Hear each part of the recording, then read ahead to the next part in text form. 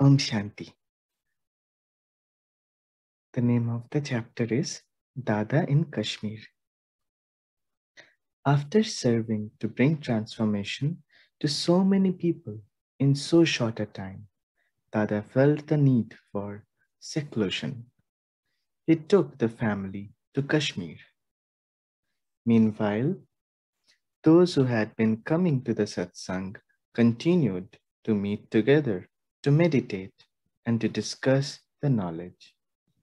Brahma Baba regularly sent letters, one per day, to those who had been awakened. They would read the letters aloud and then discuss the points in depth. The spiritual insights which Baba conveyed brought real joy to those who heard and understood. It was incredible how powerful mere words could be.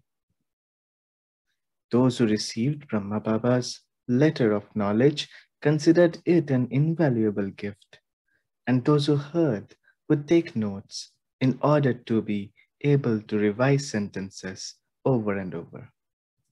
They felt their lives had taken on new meaning and value. While in Kashmir, Dada spent most of his time in solitude, thinking deeply about the information that God was delivering through him. What were the ramifications, the hidden implications? How could one cut through all the layers of karmic residue and experience the fullness of the knowledge Shiv Baba had to offer? The self is consciousness, non physical, a point source of illumination. I, the self, control my thoughts, my feelings, and my power of decision. To think of myself as a bodily being is illusion that leads to disharmony and to sorrow. Rather, I am eternal. I must remain detached from bodily attractions in order to truly experience myself in my eternal form. I must take my mind to the home of souls and focus my thoughts on Shiv Baba, the ocean of peace. Immerse myself in his divine attributes. So, Baba re-educated his mind to comprehend from every perspective the meaning of contemporary events and eternal truths. He began to see the whole world process clearly. Baba wrote many letters and he spoke to many people, eager to hear the spiritual knowledge. And he himself, the man, made constant effort to inculcate the teachings, to purify himself completely, to attain perfection according to the commands of God. Baba's daughter, B.K. Dadi Nirmal Shantaji, writes about an incident which occurred during this period in Kashmir, which followed upon her own visionary experiences. I had gone with Baba to Amarnath. We were on horseback. While we were on the road, a storm struck. Many people turned back, but Baba went ahead. We have to reach our goal, he said. Despite the downpour and the opposing wind, Baba's determination remained firm. He had always been adventurous, was not afraid of any type of hardship, and was never confused. At last we reached Amarnath.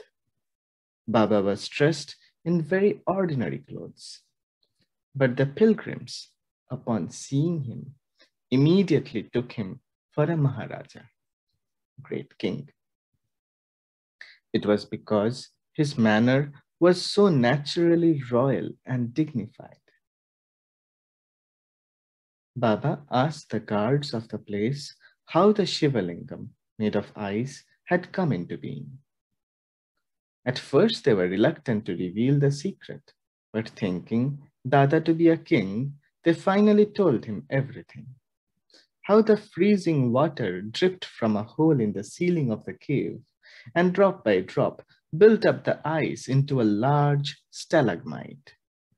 So much for the miraculous appearance of Shiva's image. How much more profoundly miraculous the secret arrival of Shiva himself into the forehead of Baba. Meanwhile, back in Hyderabad, a regular satsang had been established in Baba's house, even in his absence. The knowledge was so impressive, bringing together the essence of all the world's philosophies and religions, and so calculated to bring out the best in human beings that even casual listeners were changed by coming into contact. Soon, Shiv Baba's message had spread throughout the community. All who attended the satsang found their lives transformed. They gave up eating and drinking impure food and drink. They gave up temper tantrums, laziness, dependency, lust, and status seeking. For those who understood this knowledge, realized this at this time, they were able to earn an income for their next 21 lives in the future. Making money now for this one life was not nearly so important as providing security for the next 2.5 millennia.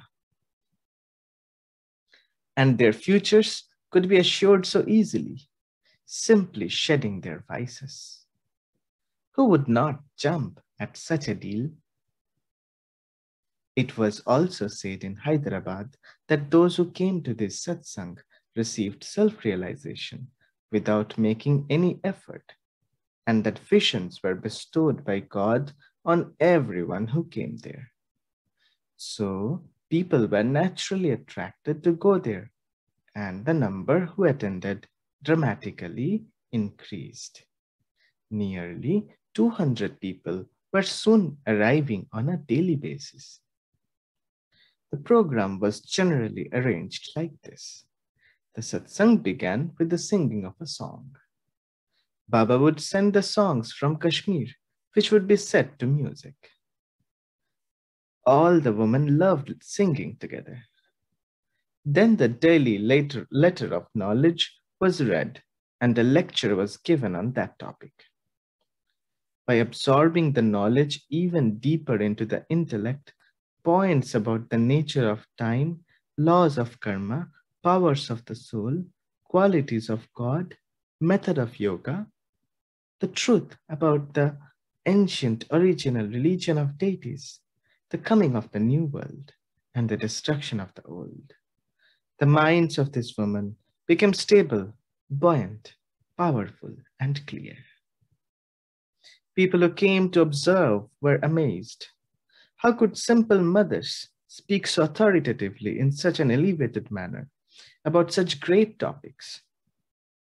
How could they speak with such depth of understanding about subjects that even the intellects of the greatest scholars and pundits could not grasp? It was an important change for India. Never again would women submit to the burden of masculine oppression. The yoke had been broken, and a new mold for a new culture had been created. From the beginning, Brahma Baba made the girls and mothers primarily responsible for the distribution of the knowledge. Now, this worldwide community of men and women work together in harmony and respect for one another. All this began at Shiv Baba's satsang, where the shy learned to be assertive, the arrogant learned humility, where the greedy found satisfaction, and the angry found peace. Most importantly, where all found the one for whom they had been searching, Shiv Baba. But though the lectures were beautifully delivered and the knowledge was unique, these topics were also dealt with elsewhere. Control over passions and how to make the mind and senses obey, were familiar goals to Indians. What separated this satsang from others was that those who came to hear a message also experienced that message. They found themselves suddenly bodiless, flying up to Shanti Dham, soul world, literally, home of peace, being filled with light and might, or traveling in time to the golden age and living for a moment as a deity. It was so extraordinary that people would leave speechless, afraid to talk about their experience for fear that no one would believe them. When Baba returned from Kashmir, his eyes sparkled to see so many new souls present at the satsang. Those who came were not sorry. Meeting Brahma Baba was an unfailingly rewarding experience. To be in his presence was to be in peace. The coolness of his mind and senses made others also cool. Brahma Baba's bearing was royal, and yet his dress and style of living were so simple. It was no wonder he attracted so many good people to him because they found not only a teacher but also an example of how to live a pure and meaningful life. It was not just adults who received experiences at Brahma Baba's gatherings. Even little children were lifted into bliss, enjoying visions of Satyug, the heavenly world to come. Many of those children remained with Brahma Baba from those early days, growing up in the service of the yajna, continually experiencing the joy of being near God. One sister, P.K. Dadi Hriday Mohini, was such a beneficiary of God's blessings in her childhood. Listen as she recalls her experience. When I was 9 years old, or nearly that, I first met Baba. Not that I was interested in religious matters then. Hardly. I was an active child, busy running around in various childish intrigues, playing games with my friends, and no one ever suggested I practice yoga. I could hardly sit still long enough to be taught what any of that was for. But one evening, Baba was invited to hold his satsang at the house of one of my friends. After persistent invitations by them, he finally consented and held a series of gatherings there. Meetings which were full of songs and dancing, as well as various lectures. My mother was keenly religious, and so naturally she attended every session. I also went along a couple of times, but only for the opportunity to dance and play and jump around. But one day, a curious thing happened. While sitting in the satsang, I suddenly went into a stage of deep concentration. Some force pulled me into that condition. Someone magnetic and powerful and immensely attractive seemed to take me deeper and deeper away from bodily existence into regions of an incredible, unworldly sensation. I was later told that the woman who sat near me thought I had gone to sleep, but after seeing me sit for a long time without moving, they realized I was in the midst of a samadhi experience. And yet how little they knew. I had entered another world, a world beyond this world. It was like Alice in Wonderland, yet so completely free of anything even remotely fearsome or threatening. I was in a large room, decorated so finely and beautifully that it is impossible to describe, for nothing in the world of today compares with it.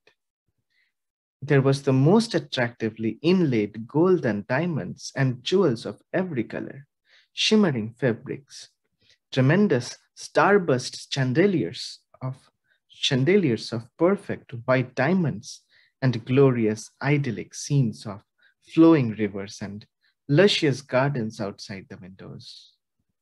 In that beautiful room, Most attractive of all, in fact, attractiveness incarnate, was a handsomely dressed and decorated figure of the 10-year-old Prince Krishna.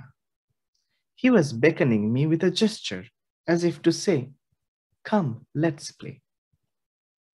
When I came down from this vision and returned to normal consciousness again, I opened my eyes and saw a circle of women sitting all around me, peering intently at me, and I suddenly became frightened and began to cry. I thought, what was happening to me? That these women should stare that way. But my mother calmed me down and asked me with great love to tell them what I had seen. Oddly, I found that was not easy. For who had I seen?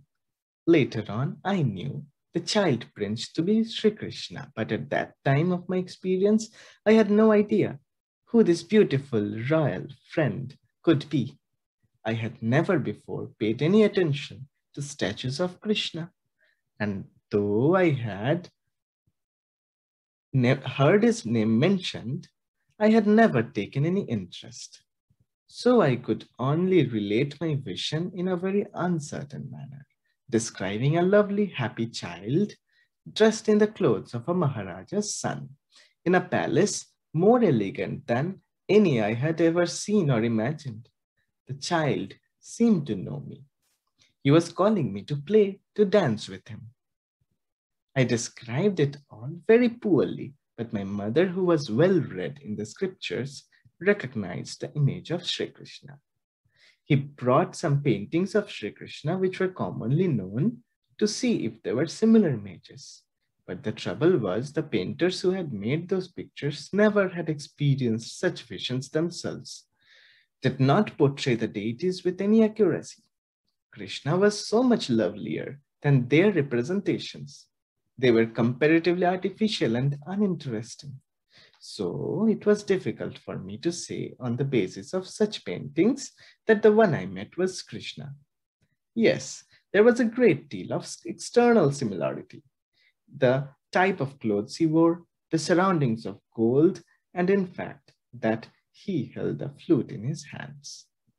This last detail finally convinced me, and so I said, yes, this was the one I saw, but he was far more beautiful. Such visions were given to many children in those days, as well as to elders. It was a time of immense happiness, and as more people came to share the experiences, the level of feeling rose even higher. Whoever had a spiritual inclination, whoever felt even the slightest love for God stir within him, was rewarded with such a sudden fantasia. A journey through the cosmic cycle. Here was an eruption of gods. Here was an eruption of God's power into the corporeal world, such as not been known in history. The incredible became the commonplace. The impossible became possible. The body was forgotten. Time gave way to eternity. Ignorance was replaced by God's knowledge. What was left for God's growing family to do but sing? And this they did. They created uncountable numbers of melodies, pouring out their overflowing hearts. Songs of happiness, songs of attaining perfection, songs of liberation from the shifting ego, songs of Shiv Baba, the ocean of love. Om Shanti.